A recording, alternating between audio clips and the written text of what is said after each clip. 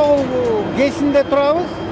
Азыр ошол биринчи гидроагрегатын реконструкцияга силер күбө болуп атасыңар да. Бул 5-мартта башталды бул реконструкция.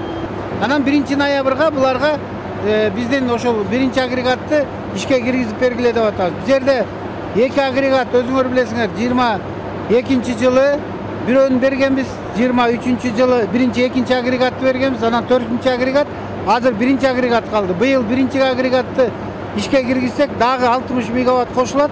Ошон менен бир эле агрегат калат. Эмдиги жылы 25-жылы бул проект бүтүш керек да. 25-жылы Токтогул КЭСинде 4 агрегат тең алмашылып бүтүш керек. Ошон үчүн бул жерде General Electric деген французский компания иштеп атат.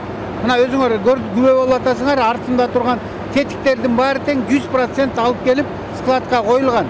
Ошон үчүн баягы биринчи жылдары бизде тетиктери таможняда кармалып калып, анан кечиккенге байланыштуу биз азыр компания менен сүйлөшүп 100% кышта тетиктерин алып келесиңер, даярдайсыңар, анан жаз мезгилинде ошол февралдын аягында мартта беребиз деп сүйлөшүлгөн.